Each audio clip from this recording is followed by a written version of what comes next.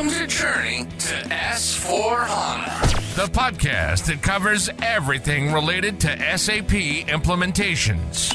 This podcast is not affiliated with SAP and covers the realistic truth behind S4HANA, Ariba, and SuccessFactors ERP implementation success.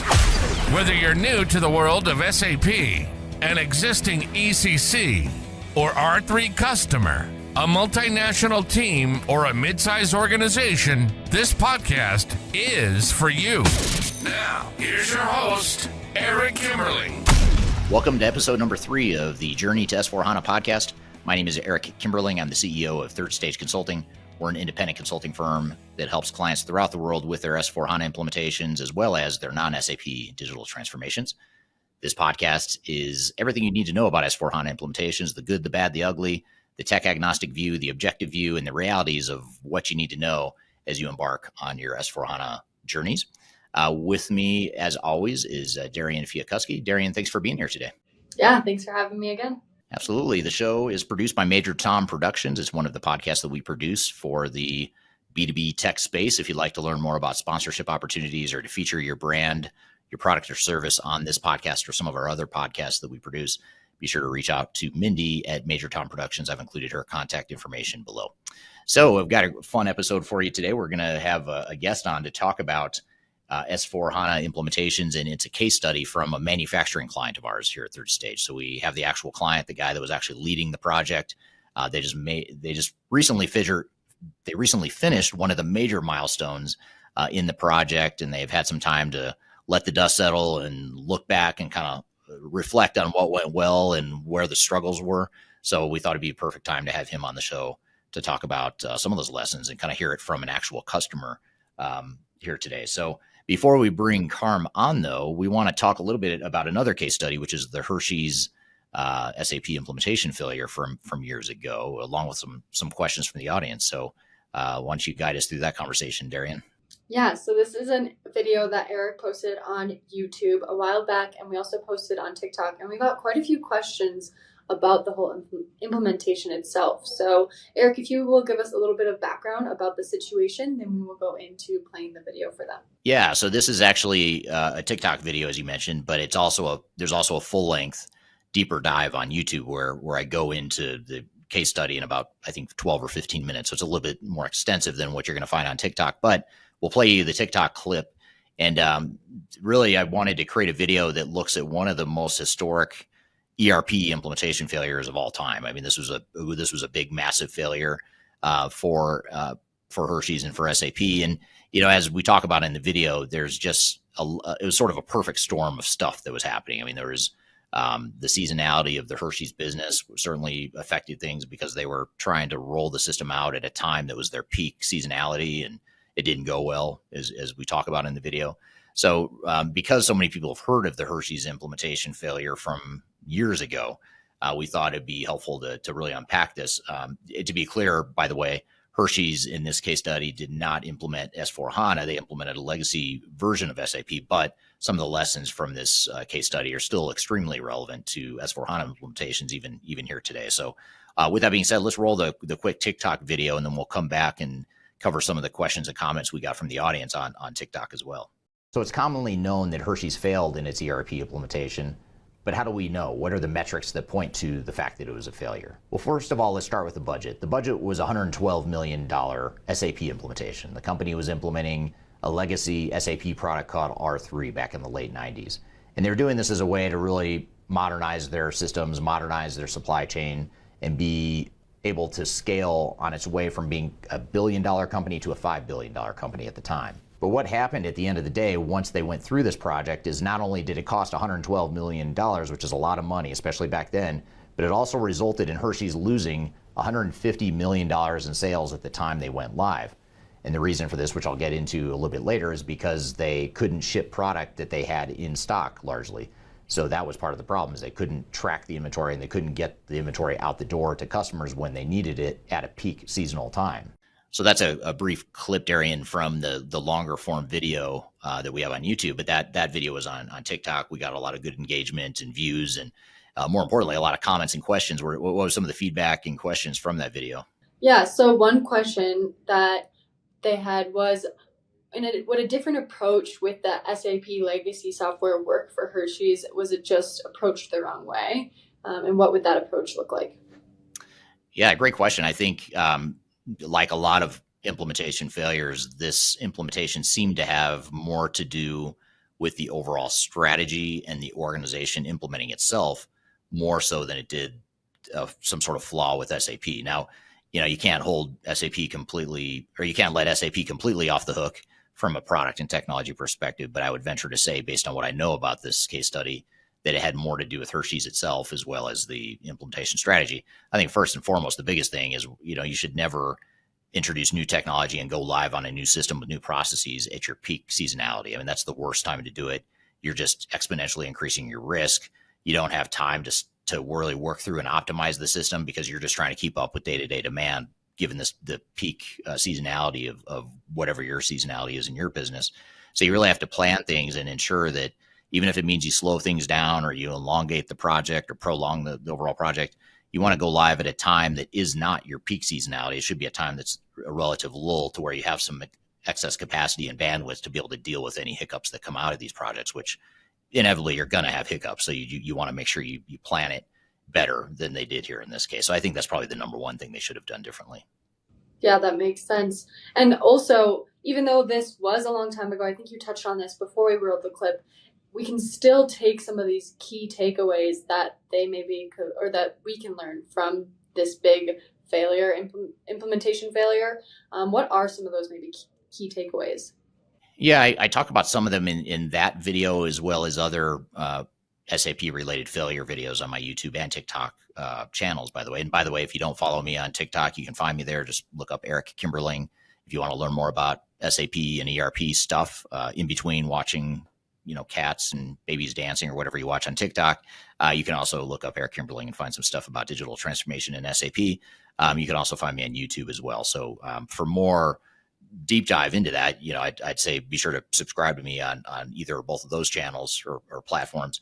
But I'd say in general, in addition to the implementation strategy that I talked about, the other thing is just making sure your processes are well defined, your future state, as well as how you test the software against that future state business process, because I suspect that a lot of the challenges that Hershey's had with inventory management and not being able to track orders and get orders to the customers at the right time during their peak seasonality time, I suspect a lot of that had to do with the fact that they didn't have their processes clearly defined, documented, and tested before they went live.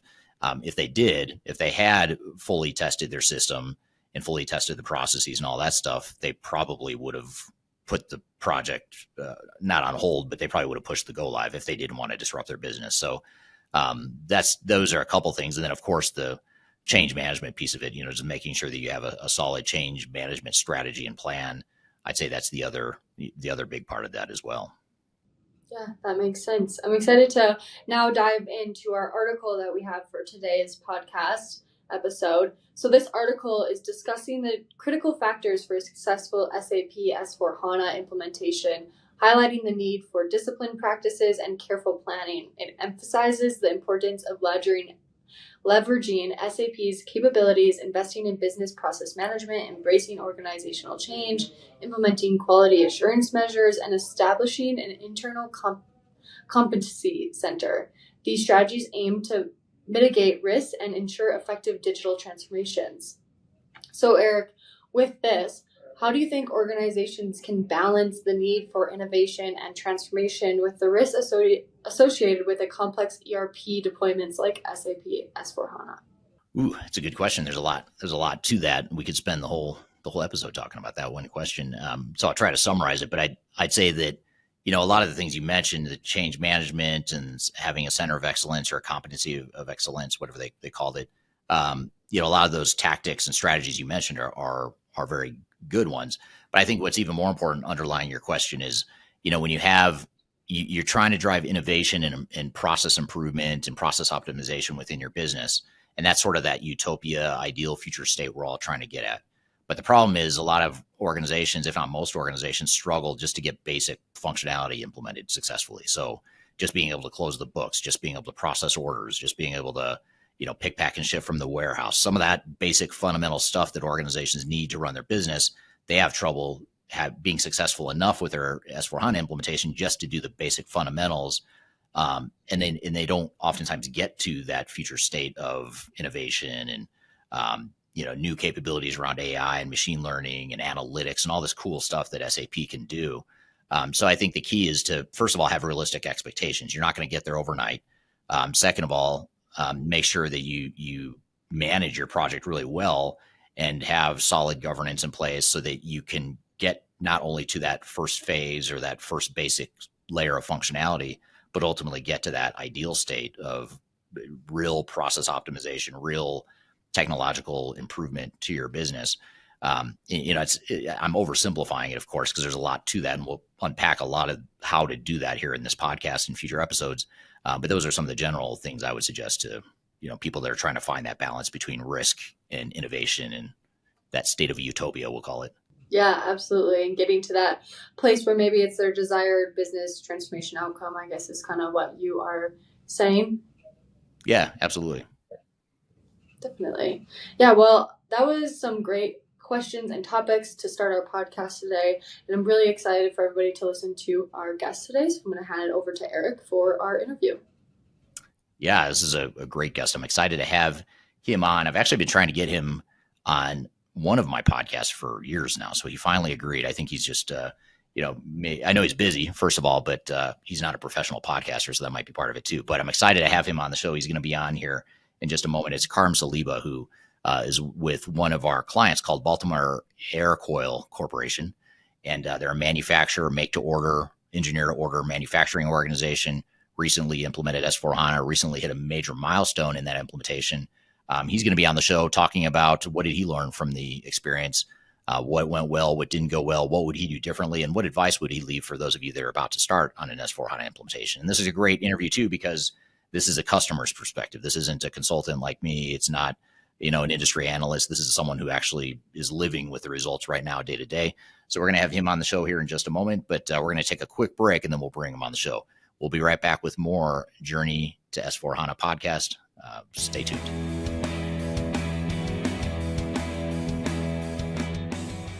If you're going through an S4HANA implementation, you're looking for best practices and tips on how to make your project more successful, I encourage you to check out 2 resources that I made available to our listeners here on this podcast. First is our guide to a successful S4HANA implementation. It's a paper that I wrote based on all of our clients that have implemented S4HANA, some of the lessons we've learned, some of the best practices that we typically advise our clients to follow when going through their S4HANA implementation. So be sure to check that out. You can find that in the links below in this podcast. You can also scan the QR code right in front of you. The second thing you might want to check out is an online course that I've created. It's a course that's called the Deep Dive into SAP S4HANA Implementations.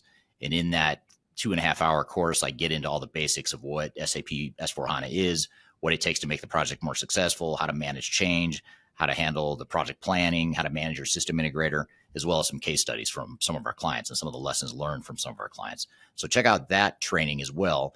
So there's 2 things you could check out here, both in the links below. One is the guide to S4HANA implementations. The other is my S4HANA training course. So be sure to check it out. And our goal here is to help you be more successful in your transformation. So I hope you found this information useful, and we'll continue on with the show. The last thing you want to have happen is for your digital transformation to end up in court. I've been doing this for 20 years and I have seen everything. My name is Marcus Harris. I'm a software and technology attorney focusing my practice on drafting and negotiating software-related contracts and litigating software disputes across the country. Feel free to reach out to us at taflaw.com. We'd love to talk to you about the litigation process and what you can expect.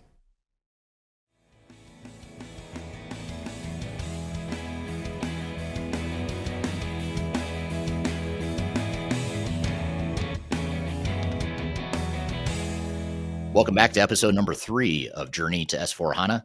This is the podcast that covers everything you need to know about S4HANA implementations, the good, the bad, the ugly, from a tech agnostic perspective. The show is sponsored by Third Stage Consulting Group, which is a company I work for. It is a company that provides technology agnostic consulting services to clients throughout the world who are going through their S4HANA implementations and or any other sort of digital transformation. The show is also produced by Major Tom Productions. If you're interested in learning how you can sponsor your brand or product or service on this podcast or any of our other B2B technology podcasts, please feel free to reach out to Mindy. And I've included Mindy's contact information in the description field below for this podcast episode. So I'm excited for our next guest, as I mentioned before the break. First time guest on this show. First time I've interviewed him formally on camera. I've talked to the guy many times because he's a client of ours at Third Stage. He's the head of their S4HANA implementation. His name is Karm Saliba. He works with a company called Baltimore Aircoil Corporation, a make-to-order, engineer-to-order manufacturing organization that just recently implemented S4HANA. I'm going to let him describe his background in Baltimore Aircoil himself. He can describe it better than I can. But with all that being said, Karm, welcome to the show.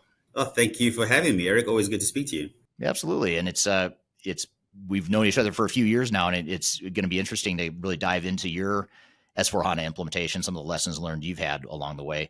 But before we get into some of those questions, maybe just tell us a little bit about you in Baltimore Aircoil. All right. Well, my name is Karm Saliba. I've been with Baltimore Aircoil for going on 12 years now, working out of our Baltimore head office here for about 3 years. I've been in various other plants and facilities over the years before that. So Baltimore Aircoil is a manufacturer of evaporative cooling equipment. We support industrial markets, refrigeration markets, HVAC, so large scale, airports, malls, HVAC systems in spaces like that. We do cooling for large data centers. Basically, any large scale cooling that is needed, that's what Baltimore Aircoil does. We have facilities all over the world. In every continent, we have a footprint. Great. Yeah, very, very interesting company. I've enjoyed learning about your business and just the complexities that go along with that. And that's a lot of what we'll talk about here today, is just how your implementation took some of those complexities into consideration. What was your role on the S4HANA implementation? So I was the global lead of the project. Pretty much leading the whole implementation. Right. Now, and I use that. I just realized I asked you that question in past tense. You actually still are the global lead, right? You're still going through the implementation, right? We are. We're about sort of 75% or 70% through the implementation. The reason I get that number is based on our market sales, right? So about 75% of our plants in terms of volume are on SAP at the moment, but we still have a ways to go before all the regions are live. Gotcha. Okay. So you have you been through an S4HANA implementation in the past prior to this project, or an ERP implementation? No. This was absolutely my first one. I think, we started this 2019 or 2019. Yeah, that's right. Before this, I'd obviously heard the term ERP, but that's about as far as it went. So no, I'm not an IT guy at all. I'm not an ERP guy at all. I'm really a business process guy, actually. Right. And I remember when I first met you, you had just been tagged to be the lead on this project a few years ago when we first started working with you. And what was going through your mind at that time? So you're a business process guy. You're an engineer by training, right, or by education? Yeah. I'm an industrial engineer. Yeah. So yeah, I don't panic. So it wasn't panic, but it was definitely apprehension, but excitement at the same time. I had obviously started doing some reading and started watching YouTube videos and things about what does digital transformation mean, what does ERP implementation entail, and so it was both scary and exciting at the same time. On the one hand, it felt like sort of just another process, which is something that I had done many times before and implemented and improved processes. But on the other hand, it was such a large scale, taking into consideration everything from sales, manufacturing, finance, procurement. So the sheer scope of it, I think, was very exciting to me. Yeah, and a good way to challenge yourself and move in a different direction, I imagine. Different direction than you had in the past. Yeah, absolutely. Be curious to hear from the audience listening here too. Just drop in the chat if you don't mind, wherever you're listening or watching. Is this your first S4HANA implementation, or have you had multiple ones? How many S4HANA implementations have you been through? I'd love to hear from the audience here as we're going through. And this will be really interesting perspective to kind of hear your first time experience. And one of the questions I'll ask you later on is, if you could go back and start over with all the knowledge you have now, what would you do differently? But I'll come back to that later. But before we get to that, first of all, why did you guys, as a company and as a team, why did you decide to embark on an S4HANA implementation? I mean, any Google search of Baltimore Aircoil, you'll find videos like on how it's made or some other shows that we've been on. BAC is a market leader in evaporative cooling, both in terms of product innovation, but also in terms of driving customer experience. And really, that's kind of the pinnacle of our or the core of our business is making sure that we provide an exceptional customer experience, and we provide whatever it is that the customer needs in order to satisfy what their needs are, right? So the reason that we did this is because we wanted to enable ourselves to provide a better experience to our customers. Right. And so the only way that we would be able to do that is to really tie ourselves together from all the different regions around the world where we were using different ERP systems and we had different processes around the world. We needed to come together, build on global core processes, build on one global system so that we were able to benchmark and improve and really help each other climb the ladder and get better and better as a business. Right. Yeah, it's a good, interesting perspective. You know, a lot of clients go through this process because they have to. You know, their systems are broken or they're on an old version of SAP and they have a certain deadline to hit to get off that legacy version. But you guys, it sounds like maybe a little bit more strategic. You're kind of thinking about how do we make this better for our customers and really improve the business? No, our existing ERP system actually worked pretty well. You know, so that's why it was quite a challenge, I think, from a people perspective. To kind of transfer from the old systems to the new systems because they weren't broken. And I think that if you are on a burning platform, it makes it a little bit easier. You know, if your system isn't working or you have to upgrade for whatever reason, you know, that kind of, you can point to that as being the reason that you do that. But going from something that was fairly stable already, you know, to the promise of something that's even better, that could be a little bit challenging. Yeah. Were any parts of your business, first of all, before I ask this question, you guys grew through both organically and through acquisition, right? So you had multiple geographic locations. Sure. Is that correct? Yeah. And that's right. Yeah. We're all over. Were any of those locations using S/4HANA or another older version of SAP, or was it all primarily non-SAP that you're moving now to? It was all non-SAP. Okay. So we didn't have any SAP in-house experience at Baltimore Aircoil at all. So another unique perspective, because I know a lot of people listening are moving to SAP for the first time, but a lot of people listening maybe have already used an older version of SAP or going to S/4HANA. Yeah. And it was across the board for us, right? So it wasn't just S/4HANA. So even though you know, we implemented multiple modules of S/4HANA, you know, finance, procurement, order to cash, lock, stock, and barrel on that side, we also implemented ABC, which is the Advanced Variant Configurator, CPQ, SAP CRM system, commissions. So really across the board, it was a true, in the true sense of the word, a greenfield implementation. Did you implement success factors for HR or Concur for time and expense reporting or Ariba for procurement, any of those solutions too?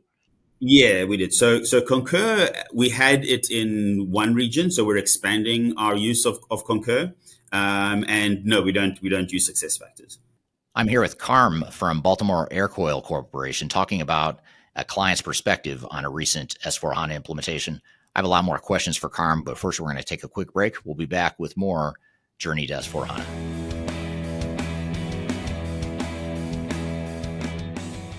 Hi, this is Eric Kimberly, and I'm the CEO of Third Stage Consulting Group. And I wanted to take a moment and tell you a little bit about Third Stage and what we do and how we help clients through their S/4HANA implementations. First of all, Third Stage is technology agnostic, meaning that we're not affiliated with SAP. However, we do have quite a bit of experience helping clients through their S/4HANA implementations. We help clients evaluate and do a fit gap analysis of S/4HANA. We help them find the right system integrator. We help them negotiate their contracts with SAP and their system integrator. And then we also help with implementation planning and the implementation itself. So we help mobilize the right resources, make sure you've got a solid and realistic program to manage overall S/4HANA implementation. And then we'll help with the program management, the change management, as well as process improvement. We also provide some technical services around data migration, as well as architecture and system integration as well. So those are just some of the things we can do to help you through your transformation. And if you're looking for more information about it, or if you'd like to learn more, feel free to reach out to me. I'm happy to just bounce around ideas or be an informal sounding board for you as you begin your transformation. You can reach me by contacting me via the contact information in the links below in the description field for this podcast. So look forward to chatting with you, and we'll see you soon. Welcome back to episode number 3 of the Journey to S/4HANA podcast. You can find episodes of this show every week at journeytosforhana.com. You can also find the past episodes going back to the first episode on Journey to S/4HANA as well. The show is sponsored by Third Stage Consulting and produced by Major Tom Productions. If you'd like to learn more about sponsorship opportunities on this podcast or other podcasts that Major Tom produces, be sure to reach out to Mindy. I've included her contact information below. So I'm in the middle of a conversation here. I have Karm on the show from Baltimore Aircoil. He's a customer or a client of Third Stage Consulting, and he recently completed a S4HANA implementation. And I want to jump back into the conversation where I'm asking him some questions about some of the lessons he has from his implementation. So this is your first time managing an ERP implementation. You're a few years in now. What were some of the biggest surprises or lessons learned, especially early in the process? What were some of those things that stand out as maybe things you wish you knew, you wish you knew then that you learned along the way? Yeah. There's definitely technological pieces that I learned along the way. So things like integration, which we had kind of expected it to be out of the box and ready to go. Integration between the various systems like CPQ and C4 and S4HANA. So we had to do a lot of work to get that integration up and running. I have to be honest, SAP was really fantastic throughout all of it. Even though the integration wasn't out of the box, like we kind of, believed, when we went back to SAP and told them what the problems were, they very much worked with us and they helped us, gave us direction on, well, maybe if you change this and change that, the integration will be a little bit better. But we do understand that integration isn't quite delivered as it's supposed to have been delivered. So we'll work with you and give you pointers. They never did any custom development for us or anything like that, but they certainly helped and guided us in terms of what we needed to know from them in order to make the systems work together the way that they should. So I think from that point of view, even though we learned quickly and we had them as partners, and so it wasn't that painful now that I look back on it. When we were in it, it was pretty painful. So I think if I knew that before, it would have been pretty good. But yeah, from a technological point of view, I think that was one. Another area that I wish I had known better is how long things take, especially. I can't remember what the particular thing is called. I might have to look it up and text you about it later. But there's some paradigm that says things will always take longer than expected, even if you take this thing into consideration.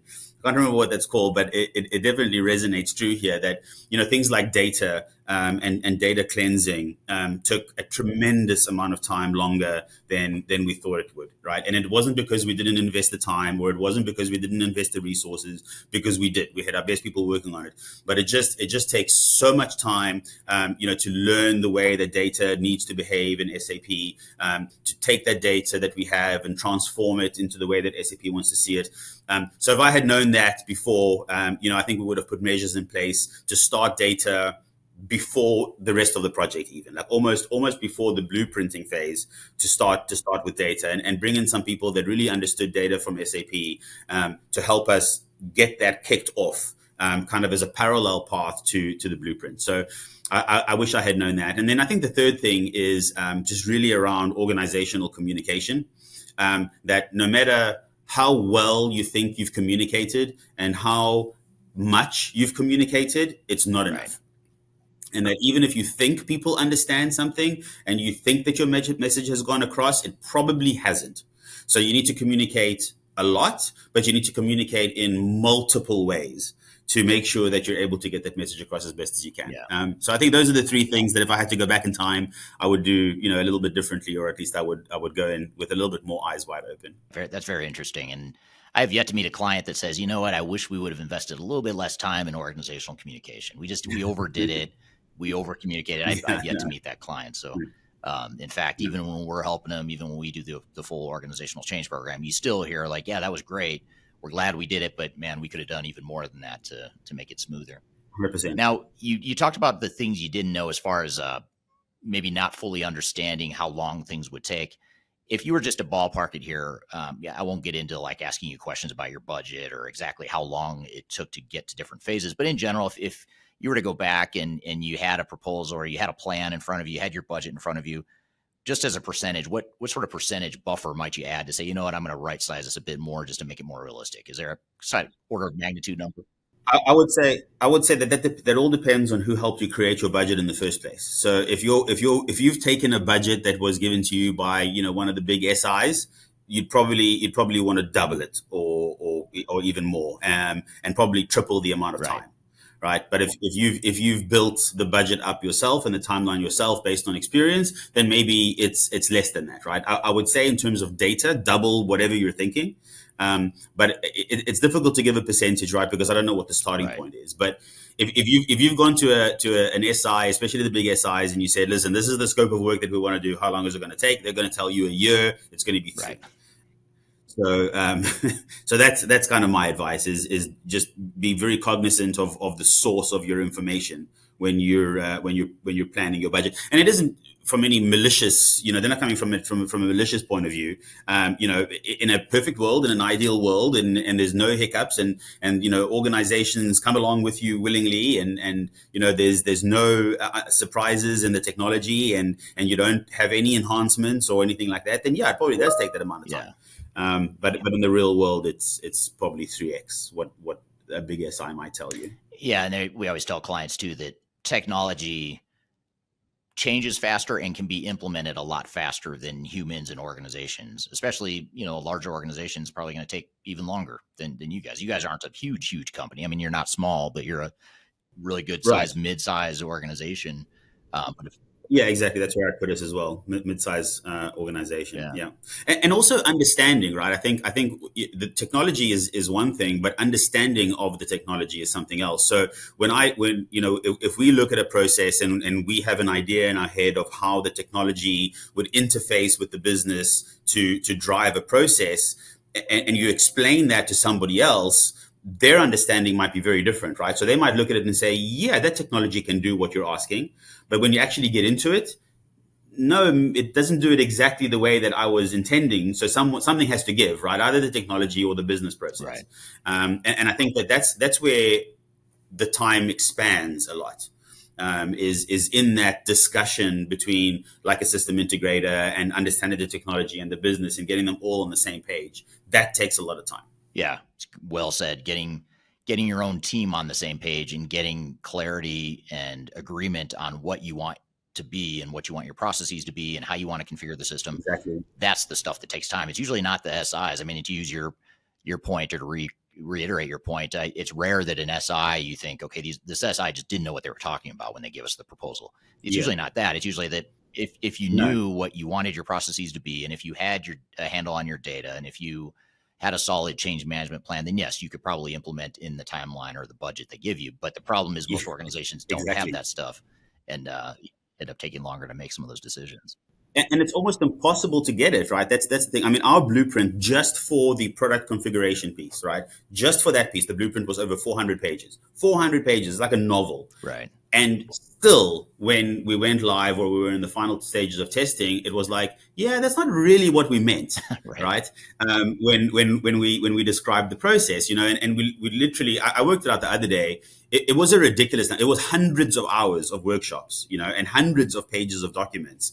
But you're still going to miss the mark, right? So you're going to need to plan for that if possible. Yeah, absolutely. At a real high level, without drawing an org chart for us, how would you describe or summarize how you structured the project team in general, both for yourself, for your internal team internally within your company, as well as how you engaged with the system integrator and other third parties? Yeah. So from the beginning, our strategy was that we want to do as much of it ourselves. So I just wanted to start off with that, right? So even though we did engage with a large SI in the beginning and then moved over to a smaller SI, it was always our strategy that we want to drive this. And there was partly, a lot of it had to do with your advice, Eric. You said this, I still remember the first time that we met, you said, no matter how good your SI is, you want to make sure that this is your project and that you drive this project. And that's something that we really took to heart. And we definitely tried to do that. So in terms of structure, we had a core team of global people. So for each of the work stream areas, so procurement, finance, etc., there was a global lead, but then also within each of our regions,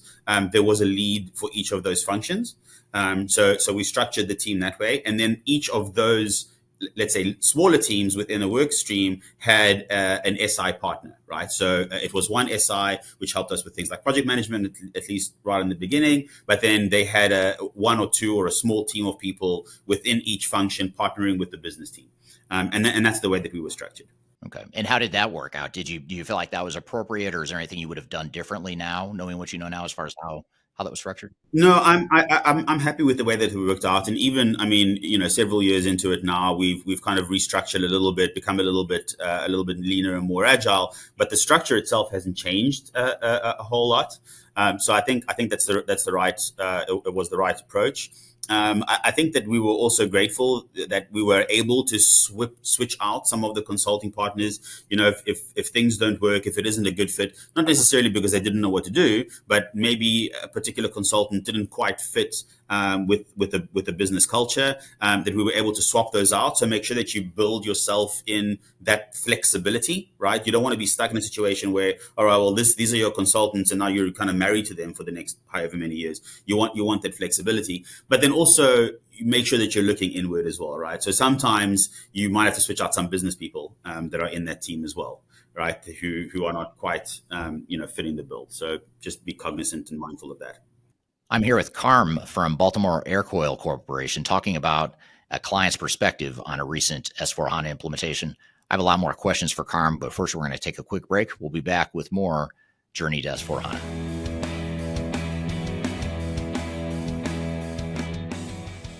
People oftentimes ask me how I built such a strong social media following on YouTube and LinkedIn and Facebook and other outlets. And the fact of the matter is it took me a long time to build a following through a lot of trial and error, making a lot of mistakes. Had I known that there were companies out there that could help me build my brand, I would have done that a long time ago. I didn't know that, but the good news is that there is today a consulting firm that will help you through building your own personal brand through some of their training programs. The company is called Roloff Consulting, and if you're familiar with Emma Roloff, she's someone that I've had on this podcast before, and she's well known in the digital transformation space as well as the sales space, and she's big on TikTok, YouTube, and LinkedIn. And she and her husband have started a training course and a training company that focuses on helping people build their personal brands and helping them to sell themselves digitally. So whether you're a salesperson that's trying to reach more customers or you're an individual that's just trying to build your personal brand, that's something that they help with through their training programs. And they've offered listeners of this podcast a free 5-day LinkedIn challenge.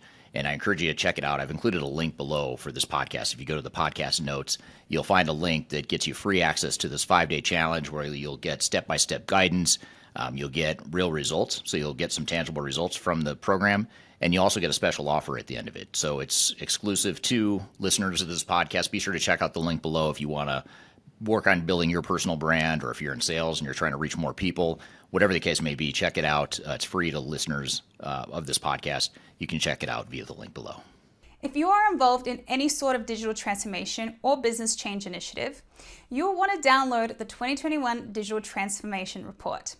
With its comprehensive overview of business and technology trends and best practices, this report is a must-have guide for any transformation project or executive team.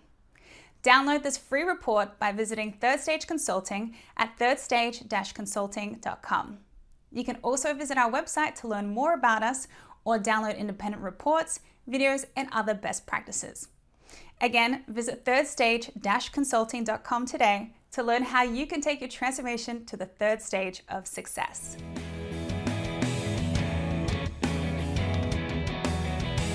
Welcome back to episode number 3 of the Journey to S4HANA podcast.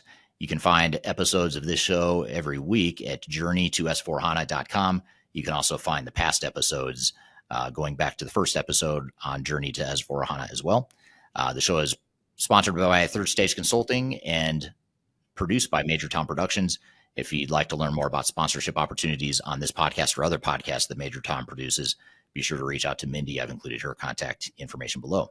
So I'm in the middle of a conversation here. I have Karm on the show from Baltimore Aircoil. He's a customer or a client of Third Stage Consulting, and he recently completed a S4HANA implementation. And I want to jump back into the conversation where I'm asking him some questions about some of the lessons he has from his implementation.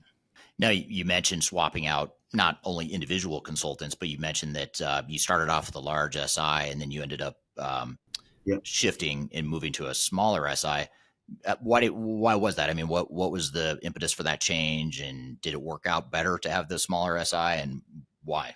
Yeah, I mean, it's not, I don't classify it as, we did something wrong or the SI did something wrong. I think we were at a different place in the journey. We got through probably halfway through our blueprinting phase with the larger SI. And then we just found that, things change, and that what we needed at that time was different to what we needed in the beginning. And we learned a lot from the big SI, and we got a lot out of them, and they took us very far in our journey. But we needed to, number one, accelerate the work that we were taking on ourselves, and B, we wanted a partner that was a little bit more nimble and agile than some of the big SIs. So, the second SI that we went for was a smaller firm. We had direct connection with the CEO. The CEO was actually here in our offices several times. If there was an issue, we were able to escalate it very, very quickly all the way up the chain. And so we're at just that phase in the project where we needed a partner that was kind of able to have our back, but let us take the lead. Right. Yeah. Now, that's interesting. And I think, one thing I noticed that's a interesting dynamic is that a lot of times organizations are almost afraid to make a change like that. And did you guys have any hesitation, or did you have any sort of immense pressure not to make that change, especially from the big SI who has a lot of resources to focus on making sure you don't make that change? No, so yes, there was a lot of people saying, "Are you sure you want to do this? This is crazy. Nobody changes SIs halfway through a blueprinting phase. You don't want to do this." But I must be honest that pressure did not come from the big SI. It wasn't like that at all. I think we've always been very open, very honest, very transparent with them. And we were with them the whole time as well. We said to them, "Look, we're kind of coming to the end of this partnership or this relationship. I'm sure we'll make use of you again in the future, but this isn't quite what we need right now." So we were very transparent with them. They certainly didn't push back at all. And they were helpful as much as they could be. Internally, there were some people that were saying, "Are you sure this is the right thing to do?" But we were sure that it's the right thing to do, and it worked out well for us. Obviously, we were careful, and we made sure that we had everything as much as possible documented that we had already completed up until that point. We made sure that critical areas were firmly within our control. We didn't want the big SI to leave, and then we're completely clueless in a particular area. So obviously, we were careful, but there is an element of faith in it, right? You've got to have faith in yourself, and you've got to have faith in the team and in the company, and you got to just do what you think is right. And that's really the only way that we know how to succeed, right? Is to take chances where it's appropriate, and if you fail, recover quickly. But if you don't, then you'll reap the reward. That's interesting. Now, if you could go back, and with the benefit of hindsight, would you have hired that smaller SI to start, or do you think that worked out well, what you did? SI to get you going? I genuinely believe that it worked out well, and it worked out the way that it would. And there's, apart from a few things like what I mentioned earlier about communication and about data, there are honestly not too many things that I would do differently. And one of the things that came up fairly recently is I was asked a question about, why didn't we, do more testing before we went live, or why didn't we do this before we went live, or why didn't we do that? And I genuinely believe that, things like going live and going through some of the pains that we and every company experience when they go live, you could only have learned if you went live, right? So no amount of testing would have prevented that. And I believe the same thing with the system with the SIs, right? So I think that yes, we had to change, but the lessons that we learned from day zero up until the point where we changed SIs, we could not have learned those lessons in any other way. So if we had taken the smaller SI from the beginning, we would have missed out on an opportunity to learn what we did from the other SI. So, long story short, no, I would have done it the same way again and again, no matter how many times I would do it. Right. Yeah, that's very interesting. So you've talked about data, organizational communication, understanding the technology. Those were some of the things that there were sort of surprises or things you learned along the way. Were there other big challenges that you faced that we haven't already covered, like big speed bumps or pitfalls that you ran into throughout the project? There were a few. It's actually funny. The one thing that pops into my mind is myself and my boss actually were at an SAP Executive Innovation Council a few months ago, and one of the things that one of the people said over there was people think that newer technology, because it's newer in and of itself, it's going to be faster. And that isn't necessarily the case. So I think that there were some surprises in terms of speed of things. I think that we had expected that certain processes, just because it's a brand new software, it's going to be lightning quick, and it doesn't necessarily always work out that way. In fact, I think it was mentioned even at Stratosphere around that as well, around speed. Where people, they have the expectation that newer technology is faster, and it isn't necessarily. So I think that was one of the surprises along the way as well. That some processes are actually a little bit slower in the new system, right? And I think that you just need to check yourself in terms of the assumptions that you make around certain things. I guess is my takeaway. Yeah, and I'd say that's even more true. It's very true no matter what, but even more true for legacy SAP customers that are used to R3 or ECC, that's got a certain level of maturity and decades of R&D behind it, that it just, you've had the benefit of time in testing and working out the kinks, and it's just more mature in a lot of ways. And a lot of times people will just take a leap of faith that, well, ECC can do A, B, and C, so surely S/4HANA is going to be able to do Exactly. A, B, and C.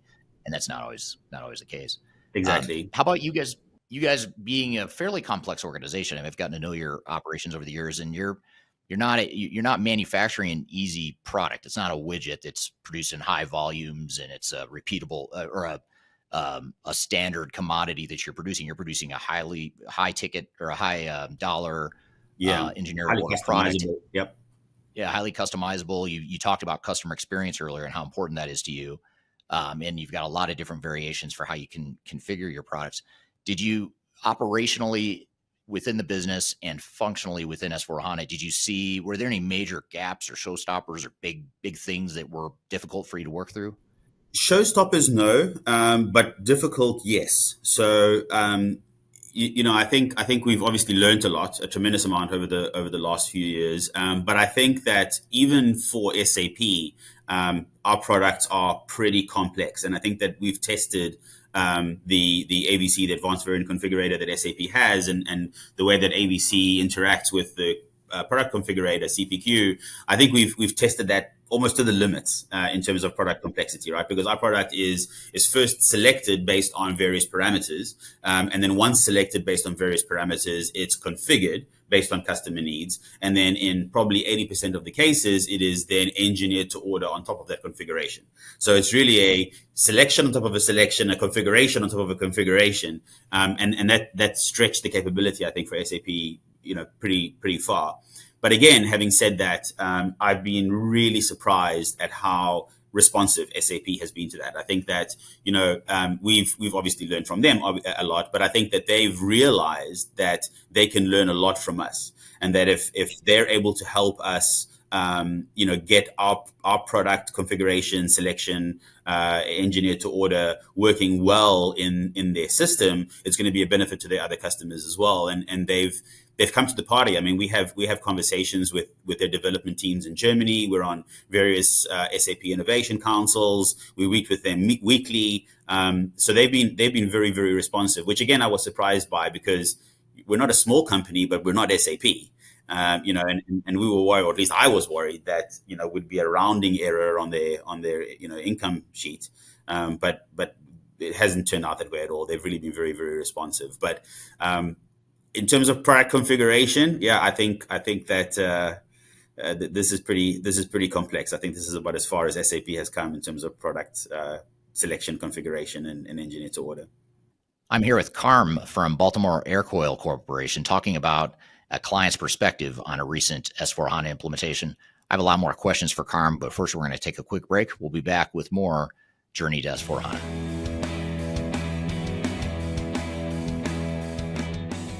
Are you looking for ways to promote your product or service to enterprise technology decision makers and influencers throughout the world, like the ones who listen to this podcast?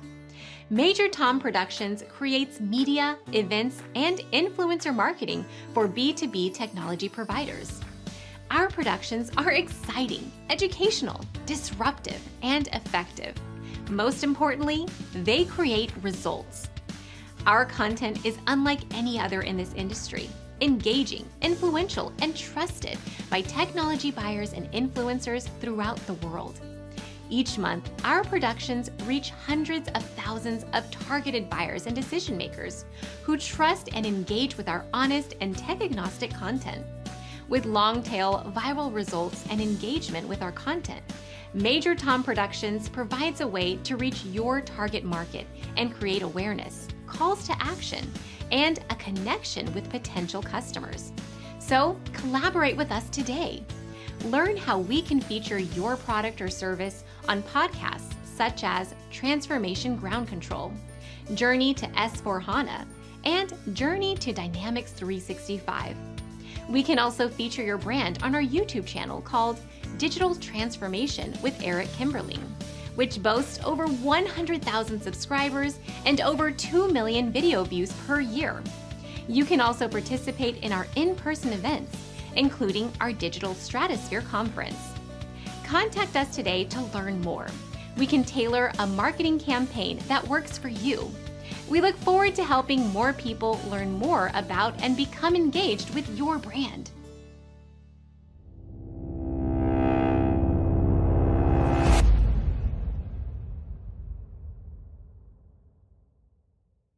The last thing you want to have happen is for your digital transformation to end up in court. I've been doing this for 20 years and I have seen everything. My name is Marcus Harris. I'm a software and technology attorney focusing my practice on drafting and negotiating software-related contracts and litigating software disputes across the country. Feel free to reach out to us at taftlaw.com. We'd love to talk to you about the litigation process and what you can expect.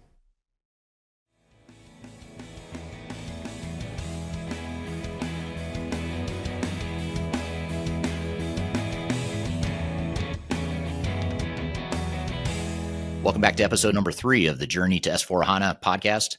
You can find episodes of this show every week at journeytosforhana.com.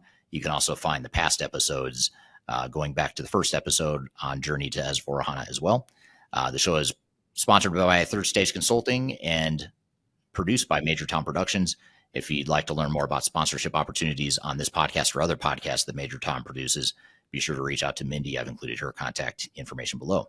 So I'm in the middle of a conversation here. I have Karm on the show from Baltimore Aircoil. He's a customer or client of Third Stage Consulting, and he recently completed a S4HANA implementation. And I want to jump back into the conversation where I'm asking him some questions about some of the lessons he has from his implementation. I want to come back to something you mentioned earlier. You talked about organizational communication and how you wish you would have done more of that. You also talked about how you were operating up until now.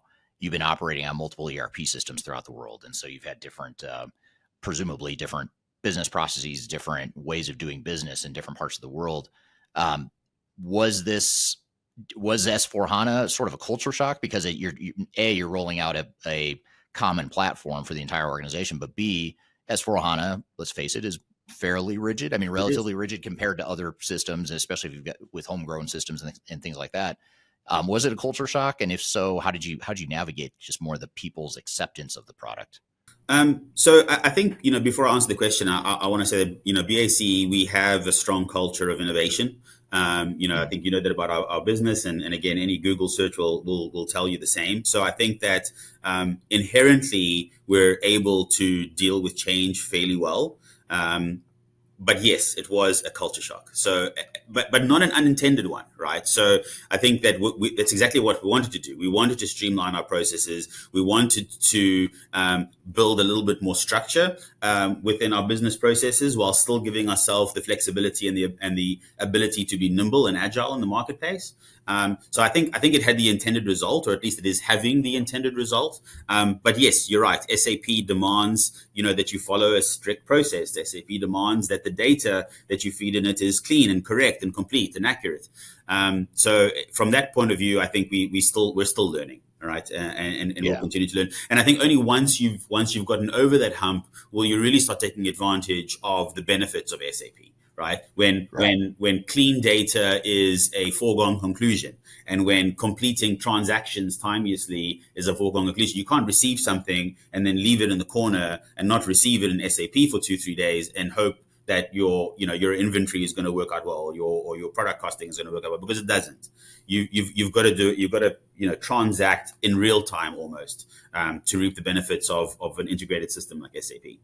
So did you guys find that there's a tension between the innovation, the culture of innovation that you've historically had as a company and the standardization that SAP was introducing into your operations? Or have you found a way or figured out how to balance that and coexist both sides? We've found a way now. I would lie to if I said that it was, smooth sailing from the beginning. It absolutely wasn't. But I do think that there's definitely light at the end of the tunnel. I think that we're starting to reach that end of the tunnel, where we are finding, a way to coexist. And again, that's exactly what we wanted, right? We didn't want to build in processes that were so rigid that it would stifle the innovation and stifle the creativity, because that isn't what we're about. But on the other hand, we wanted to make sure that we work within a framework, right? And I definitely think that we've gotten to a point now, at least for the regions that are live, that we're starting to strike that balance. And then taking those lessons and paying them forward to the regions that still need to go live. Yeah, very interesting. We have another client that recently deployed S4HANA. In fact, I'm trying to get him to be on the show as well, or the CIO from this organization. And he made a comment that was really interesting and sort of stuck with me. And he said that as they were going through the S4HANA implementation, and they're another global company, they've got, I think, 50 or 60 locations throughout the world.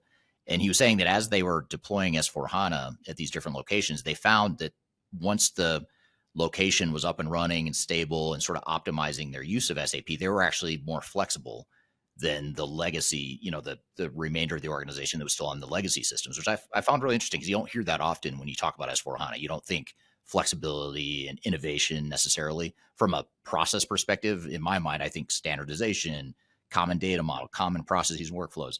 But that doesn't necessarily mean it comes at the expense of flexibility or innovation. Yeah, I don't know this individual, but I agree with him, and I'm sure I'll like him if I ever had to meet him, because he's absolutely 100% correct. And it's within that framework that you can really be free to be creative and to have that flexibility and allow you to be nimble and to meet the customer expectations.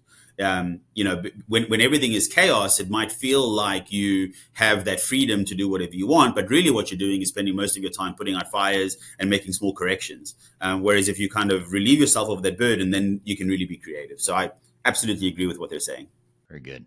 So I've sort of alluded to this. I'll ask it again, maybe more directly, but if you could go back and do it over, you know what you know now, you go back and you start over on day one, the day they tell you, the day your higher ups tell you, hey, we want to target you to be the guy to head up this project. Mm-hmm. What would you do differently? Or is there a couple things you might say, you know what, here's one thing. I know you mentioned, for example, the project plan and the budget, you would have added some buffer, added more time there. Is there anything else though that you would do differently? No, so I've mentioned the communication. I've mentioned data. I think overall, over and above what I've already mentioned, is be relentless in challenging, or I would be relentless in challenging people's expectations of customizations in the system. And I know that is, it's so passe to say, you should stick to standard SAP and not customize, but be relentless in challenging what people think that they need. Because you're going to have a lot of very intelligent, very well-respected people that are convinced that they need certain enhancements or processes to work in certain ways, but they really don't. And it's just because, their rivers of thought are so well ingrained and they are so intelligent and well respected that they convince everyone around them that this is the way that a process needs to work.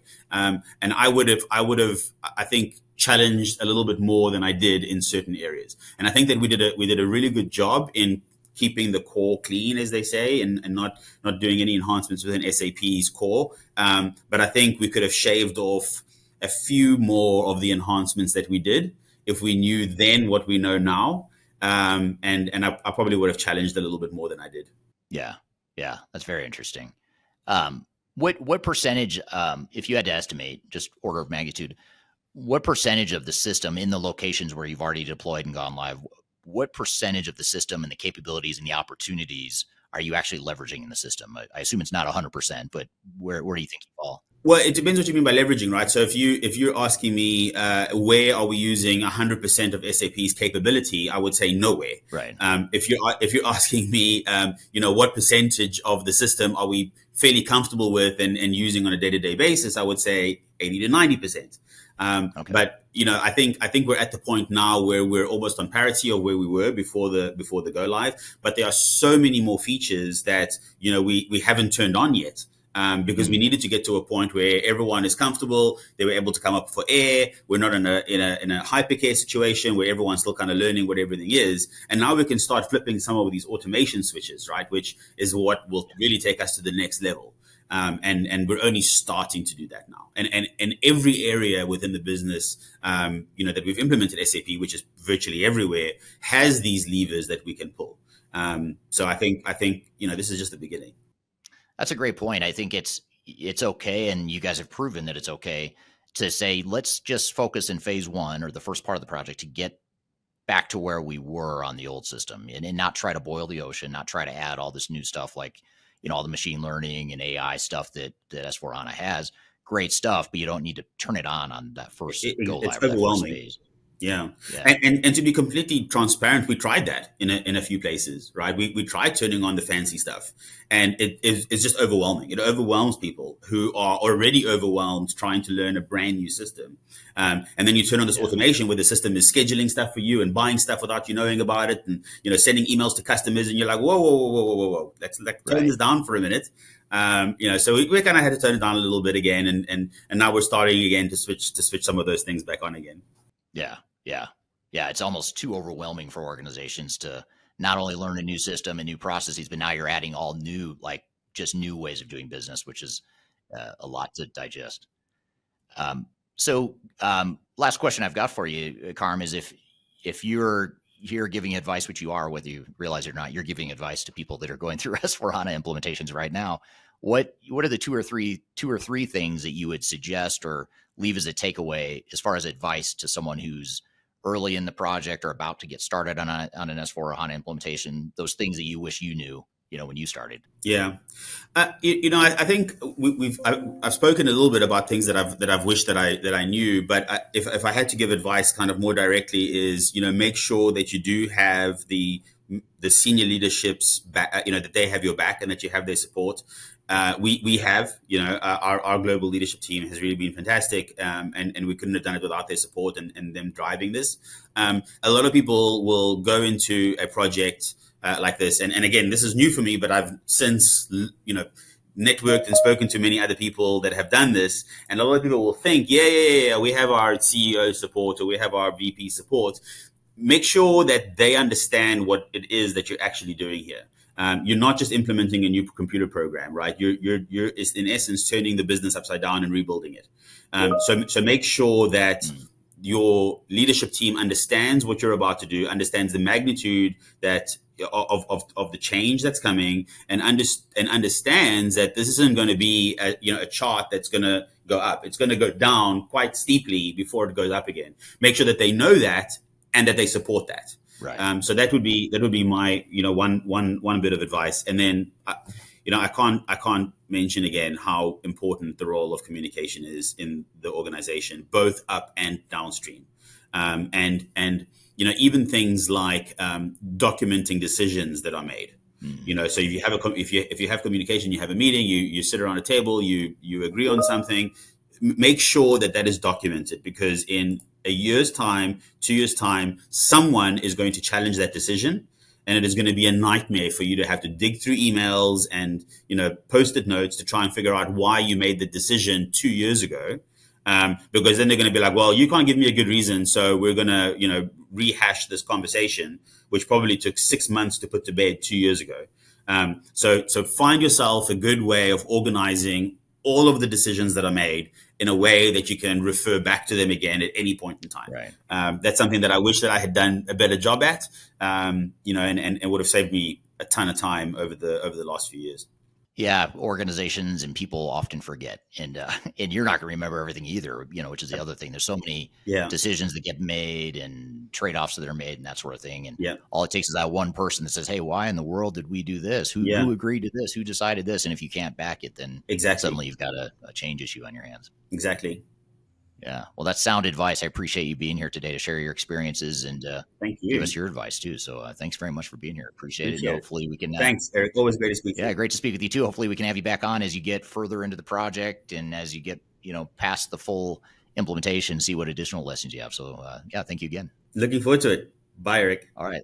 Thanks, Karm. A lot of great takeaways there from Karm, and learned a lot from that conversation. In fact, there's a couple things we want to build on and elaborate on here in just a moment. But first, we're going to take a quick break. We'll be back with more of the Journey to S4HANA podcast.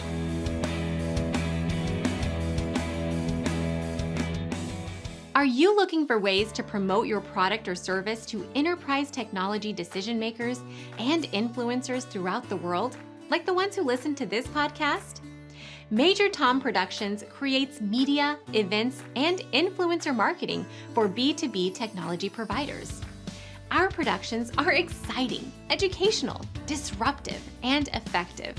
Most importantly, they create results.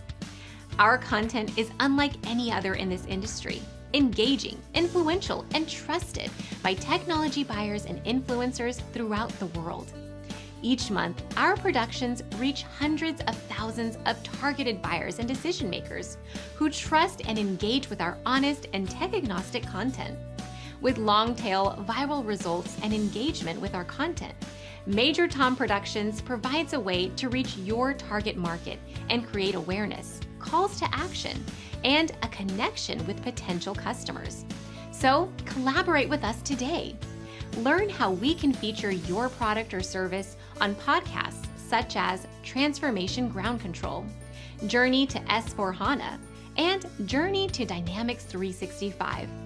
We can also feature your brand on our YouTube channel called Digital Transformation with Eric Kimberling, which boasts over 100,000 subscribers and over 2 million video views per year.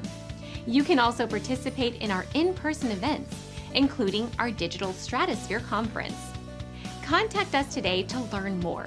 We can tailor a marketing campaign that works for you. We look forward to helping more people learn more about and become engaged with your brand.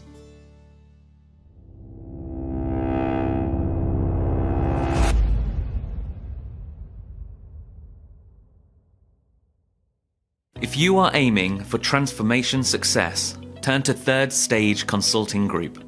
Third Stage's independent and technology agnostic consulting team helps clients define their digital strategies, define their roadmaps, and manage their transformations. With offices in the US, Europe, and Australia, our team helps the world's most forward-thinking organizations through their transformation pitfalls and risks. If you are embarking on a digital transformation or business change initiative, contact Third Stage Consulting to see how we can help you reach the third stage of transformation success. Learn more about us and download independent reports, videos, and other best practices at thirdstageconsulting.com.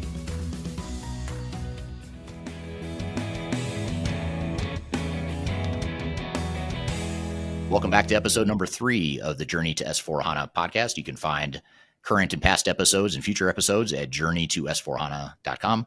This podcast is sponsored by Third Stage Consulting, and you can find any sponsorship opportunities you might be interested in. You can contact Mindy at Major Tom Productions. I've included her contact information below. So, Darian, we just had Karm on the show. I enjoyed the conversation with him. I'm curious to hear what you think and what sort of takeaways and questions you have from that conversation. Yeah, I love hearing his perspective as not only a client perspective, but also just a different perspective than maybe we're used to hearing. And I also think it's really interesting that he had just a perspective from a specific industry like manufacturing, for example, that maybe you don't always get to hear what the exact lessons from your industry are. So I thought that was a really cool thing that I hope our audience enjoyed as well. But with that, besides for the manufacturing industry, what are some other major industries that maybe can look at the lessons from the manufacturing industry, for example, and maybe take those lessons and apply it to their implementation? Yeah, that's a great question, because a lot of people listening might be wondering, if they're not in the manufacturing and distribution space, is this case study or some of the lessons from it, is it relevant to me? And I think it is. It's a lot of what he talked about is relevant in any sort of organization or industry. What I like about manufacturing, and the reason why it's always, in my opinion, effective to dive into manufacturing case studies, is because there's so much complexity in a manufacturing environment. Everything from raw material procurement to the way you produce and manufacture the products, to the way you distribute it, to the way you take orders and configure products, the way you track costs and close the books, and all that stuff is complex compared to some other industries. So that's why I like some of these. I don't want to call it an extreme example, but it's a complex example, especially for the size organization they are. They're not a huge organization, but they have more complexity than a lot of huge organizations do. And so, if you're in financial services or education or something that has really unique, different complexities, those are the things that can typically hang up or cause problems in a project. So, yeah, to answer your question, I think most of what he talked about, if not all of it, is stuff that's going to be relevant to any organization, whether you're in manufacturing distribution or not. Yeah, that absolutely makes sense. And it's super cool that people can take what they learn from this industry and apply it to the next one. So there was some really good points there, Eric. And I'm going to hand it to you to wrap up today's podcast. Yeah, great session. Enjoyed having the Karm on as a guest. I hope to have him on again, because after we were done with that conversation, I had a bunch of other questions that I thought of after the fact. So we'll have to have him on for a part 2, especially as he learns more and things settle down more for him. And thank you, Darian, for being here today and for hosting this as always. The show is sponsored by Third Stage Consulting, an independent tech agnostic consulting firm that helps clients with their S4HANA implementations as well as other types of digital transformations. The show is produced by Major Tom Productions. If you'd like to learn more about sponsorship opportunities, please reach out to Mindy. I've included Mindy's contact information in the description field below. And stick around for future episodes. Next week, we're going to have Len Riley from a company called Upper Edge. He's going to be on the show talking about Rise and Grow and what it means to your procurement process and your overall implementation. So we're going to really hone in on some of these special initiatives and programs that SAP is rolling out and talk about the realities of what it means to your negotiation and implementation perspectives. Future episodes are going to cover a lot of different topics, from more case studies to change management to SAP's AI and innovation perspectives, or AI and innovation investments. So there's a lot of stuff we're going to cover in future episodes. So be sure to check out new episodes at journeytosforhana.com. We'll be back with a new episode next week. So in the meantime, take care, have a great week, and we'll see you next week on the Journey to S4HANA podcast.